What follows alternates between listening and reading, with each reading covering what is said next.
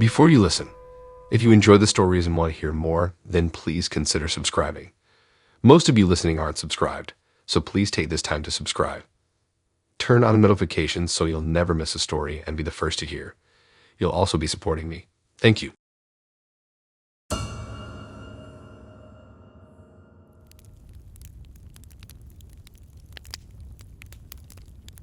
I consider myself a pretty savvy shopper, always on the hunt for a good bargain, but also cautious about sketchy deals.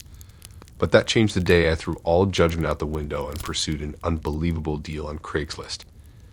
Lured in by the prospect of saving a few bucks, I ended up taking home way more than just a cheap TV. I was moving into my first solo apartment after college and needed to furnish the place on a tight budget. Secondhand stores and yard sales became my best friend. But furniture was picked over fast, so I turned to Craigslist to find bigger items. Scrolling through the electronics section, I spotted a listing for a 55-inch LG 4K Smart TV, just 1 year old according to the seller, for only $200. Retailing for over $600, I was positive this had to be a scam. But the photos showed what looked like an authentic TV, still in the original box. I sat staring at the ad, debating if it could possibly be legitimate. I had been dreaming of a nice big high-def TV for movie nights, and the price was so insanely cheap, even if it ended up busted, it might be worth the risk. Curiosity and temptation got the best of me. Against my better judgment, I reached out to the seller, who went by the name Mark.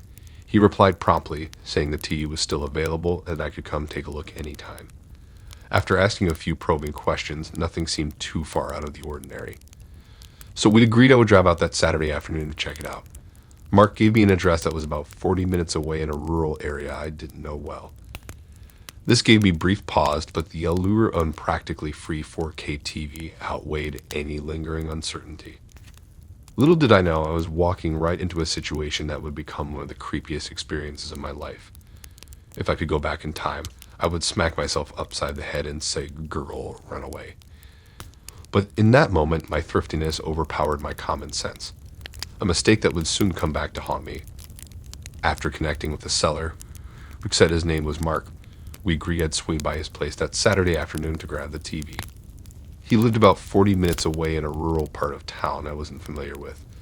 Nonetheless, I hopped in my car that day excited about the deal I was getting. Following the directions Mark gave me, I turned down a long dirt road that didn't have any street signs or even mailboxes. Surrounded by tall grass and weeds, it seemed eerily isolated. After a few miles, I finally arrived at the address he had given me. The house looked abandoned, with peeling paint, overgrown bushes, and a sagging front porch. My first instinct was that I must have the wrong place. But Mark's parking instructions matched where I was. Apprehensive, I parked and got out, surveying the ramshackle building. I hesitantly walked up and knocked loudly on the front door. For a minute, there was only silence. Then I heard shuffling footsteps approach from inside. The door creaked open, and there stood Mark.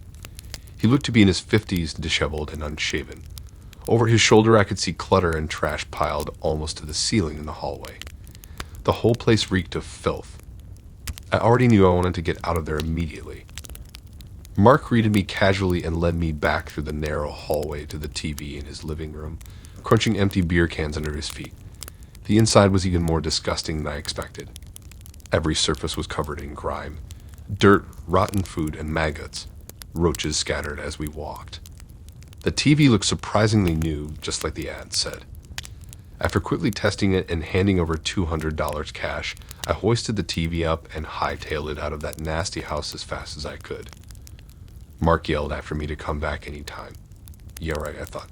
Relieved to be out of there, I loaded up the TV and headed home, trying not to think about the health code violations I'd just witnessed. After thoroughly wiping it down with disinfectant, I set up the TV in my apartment and basked in the triumph of scoring such a deal. But my excitement faded quickly when I turned it on. The picture was surprisingly grainy and colors washed out. I double-checked the settings, but the image quality stayed crappy no matter what I did. Then I noticed a weird background hum coming from the speakers. Frustrated, I unmounted the TV from my wall to check the ports and connections. That's when my blood ran cold. Tucked along the bottom edge of the back panel was a tiny surveillance camera lens staring back at me. Horrified, I realized Mark must have installed the camera to spy on whoever bought the TV. Who knows how many others had this thing in their home, completely unaware they were being watched. It made my skin crawl. I immediately ripped out the camera and called my neighbor, who was a cop, to tell him what I found. He came over to inspect the TV and echoed my fears that this was not an isolated incident with Mark. The camera lens was high-tech and transmitting to a remote server. Of course, I did not want to keep using the janky TV now, knowing its secret purpose. My neighbor offered to properly dispose of it as potential evidence against Mark. He also suggested I report the situation to Craigslist to get Mark banned. I felt so unsettled knowing I had willingly brought this invasive camera into the privacy of my own home, all because I got tempted by a too-good-to-be-true deal from a total stranger. It was a harsh lesson in being cautious about Craigslist, no matter how desperate a bargain seems. In hindsight, there were so many red flags, from the isolated location to the filthy house. I should have just trusted my gut when I first got creepy vibes. But the lure of saving a few bucks clouded my judgment. I'm just relieved I found the hidden camera when I did. These days I steer clear of sketchy Craigslist deals, especially involving electronics, which can so easily be used to invade privacy. And if I do buy used goods, you'd better believe I inspect every inch for anything suspicious. I'm not about to become an unsuspecting victim in someone else's twisted games. My story serves as a warning about trusting strangers off the internet. You truly have no idea what their motivations are or what dangers they might be bringing into your home. Get those amazing deals at your own risk. For me, the savings definitely aren't worth it after what I've been through. I'll happily pay more somewhere safer. I'll try anything once. That's my motto in life. So when I came across a Craigslist ad for exotic African snails, I was intrigued. Admittedly, it was an odd post, but hey, I figured what's the harm in making a quick call to inquire, right? Well, that decision inadvertently opened up the floodgates to one of the most bizarre and unsettling interactions I've ever had. It was a lazy Saturday morning. I was sipping coffee and browsing Craigslist just for fun. The pet section is always good for a laugh. Between people giving away free cats or selling mystery snails, there's no shortage of randomness. But this particular ad caught my eye. Rare African snails, it read. The short description claimed these were special imported snails that grew very large. It just gave an email address to contact for more info, no photos or details. Now, I know nothing about snails, let alone African ones, but I was curious what made these so rare and what kind of person would import exotic snails. For all I knew, this was some new hipster pet trend I was behind on. On a whim, I emailed the address on the ad saying I'd seen the post about African snails and was wondering what made them so unique. I expected either no reply or maybe a short response. But boy, was I wrong. Within minutes, my phone was ringing from an unknown number. I hesitated, but figured I'd answer in case it was related to my snail email. Sure enough, a man's scratchy voice on the other end greeted me as a fellow snail enthusiast. Without letting me get a word in, he launched right into a rambling description of the giant snails he had imported from a rural village in Africa. He said they were a rare species found only in one remote region. I tried to ask for specifics, but could hardly follow his tangled train of thought. After several minutes of listening to him rattle off random snail facts and anecdotes, he mentioned offhandedly that some of his snails may be carrying infectious diseases. Wait, what? Now he had my full attention. I interrupted to ask what exactly he meant by diseases. He nonchalantly replied that a few of the snails had tested positive for Ebola. I asked incredulously if he was joking. He said he needed to sell him quickly before the authorities found out. At this point, I knew the call had taken a very creepy turn. I stammered something about not being interested anymore since I had kids and pets at home. But the man suddenly switched tactics and begged me to take just a few Ebola snails off his hands. As he rambled about how harmless they were, I glanced nervously at my front door, praying this guy didn't have my address. Making up an excuse about another call, I quickly told the man thanks but no thanks, and I wasn't interested in his snails. I tried to end the call as quickly as possible after he mentioned Ebola, making up some excuse about needing to go. But for the next week, my phone became a constant source of dread. It started with just a few sporadic calls from different numbers. If I answered, it was always that same scratchy voice demanding I take the infected snails. After ignoring 5 or 6 calls, the onslaught began.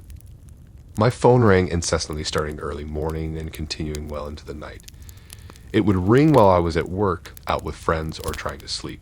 I stopped answering unknown calls altogether. But that didn't deter him. The man left increasingly unhinged voicemails pleading with me to save the snails. He claimed it was my sacred duty and that I had promised them a good home. I never agreed to anything of the sort. Other messages were ominous, saying that bad things would happen if I didn't take the snails. A few taunty reference coming to my house if I kept refusing the snails their freedom. I didn't even want to imagine what that would entail. I felt violated that this demented stranger had gained access to me so easily from a simple Craigslist reply. No matter how much I ignored the relentless calls, he would not stop hunting me down. Desperate for a solution, I called my phone provider and explained I was being harassed nonstop by a dangerous stranger. Thankfully, they immediately offered to change my number free of charge. After the number change, the creepy calls and texts tapered off within a day or two. I started to slowly relax again when my phone remained silent. But I remained jittery for weeks, pulse racing at any ring. I kept everything on mute and let all unknown calls go to voicemail just in case. I knew he couldn't directly contact me anymore, but I couldn't shake the lingering sense I was still being watched. It took me a long time to feel comfortable giving out my new number or answering calls from numbers I didn't recognize. I became hyper aware of how reachable we all are online and over phone. Just one lapse in caution had opened me up to a delusional stalker. I learned the hard way that you can never be too wary engaging with strangers online. You truly have no idea what their intentions or mental state might be. My skin still crawls remembering that raspy snail fanatic who oozed into my life so easily. Never again.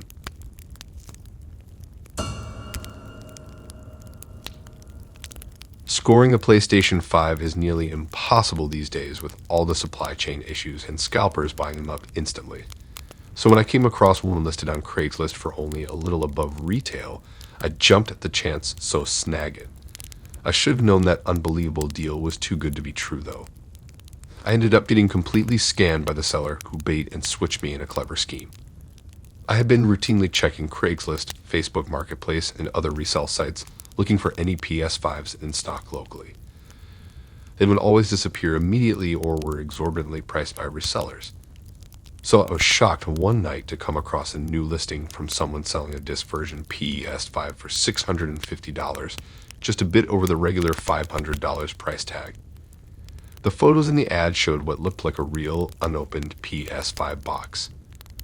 After messaging back and forth with the seller, who went by Mark T., we arranged for me to meet him at a coffee shop downtown the next evening after I finished work to buy it. He claimed he had accidentally been sent to as a gift and just wanted to sell the extra. Seemed believable enough. The next day, I withdrew cash from the ATM and headed excitedly to the meeting spot, a small cafe I hadn't been to before. Mark said you would be sitting in the back corner of the PS5. My palms were actually sweating. I was so stoked to finally get my hands on the coveted gaming system. I walked into the crowded cafe and spotted Mark waving at me from a table in the back. Sure enough, an unopened PS5 box sat on the chair next to him. I introduced myself and he seemed friendly enough, chatting casually about gaming and how lucky he was to score an extra PS5. Since it was a public place, Mark suggested we open up the box to verify the PS5 was in there before I paid. That sounded reasonable, so I agreed. He carefully cut the tapes and packaging to reveal an authentic-looking PlayStation 5 inside. Mark proposed I go ahead and set it up on the cafe's TV just to be 100% sure it worked properly before purchase. I went ahead and plugged everything in, connected to Wi-Fi, and sure enough, it powered on just fine. At long last, I was actually holding a PS5 in my hands. Satisfied that the system seemed legitimate, I counted out $650 cash from my envelope and handed it to Mark.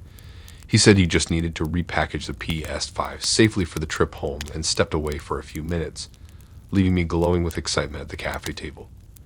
When Mark returned, he had resealed the box with fresh tape. I thanked him profusely, hoisted the box under my arm, and headed straight home eager to finally start gaming. I decided to document the unboxing on video once I got back, to always remember the moment. The drive home felt excruciatingly long because I was so eager to finally hook up my new PS5. I had waited and searched for so many frustrating months that now that I actually had one, the anticipation was killing me. When I got back to my apartment, I carefully carried the box inside like it was a fragile newborn baby. I set it gently on the kitchen table and just stared at it for a minute, still in awe that the PS5 was finally mine. I decided I should document this moment on video to look back on later. I grabbed my phone to record and started opening the box flaps as I narrated my epic Craigslist victory. The tapes popped off easily since Mark had just resealed them at the cafe. As I folded back the cardboard and started digging through the packaging, I was hit with instant confusion. Something wasn't right here. Instead of protective styrofoam and PlayStation logos, I saw crumpled up newspaper. That couldn't be right. I moved the newspaper aside and my jaw nearly hit the floor. Nestled inside was not a shiny new PS5, but an old, dusty PlayStation 3. The system I had owned 2 generations ago. Stunned silence as my brain tried to process this curveball. Where was the PlayStation 5? It took a minute to fully sink in that I had been completely duped by a classic bait and switch scheme.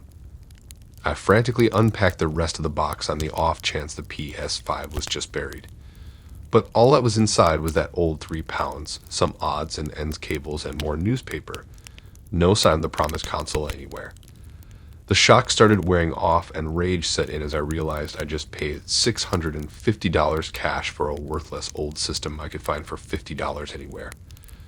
That sly jerk at the coffee shop had perfectly executed the scam to trick me. I rewatched my own unboxing video and you can see the exact moment my expression shifts from elated to horrified and enraged. I felt like the world's biggest sucker. How could I let some random Craigslister play me like that? For the next hour I just paced my apartment fuming, cursing at myself for being so gullible. I knew the deal had been too good to be true. I should have inspected the box thoroughly before forking over a cent. But I had fallen victim to my own wishful thinking. In my sheer excitement over the prospect of scoring an affordable PS5, I checked my critical thinking skills at the door. The emotional thrill of finally obtaining the coveted console overrode my common sense. An incredibly expensive lapse in judgment that I would not soon forget. My PlayStation dreams had been shattered in an instant. I knew the police wouldn't be able to help recover my lost $650 either. I had to swallow this one as a painful personal lesson about the potential hazards of Craigslist purchases. I definitely learned it the hard way.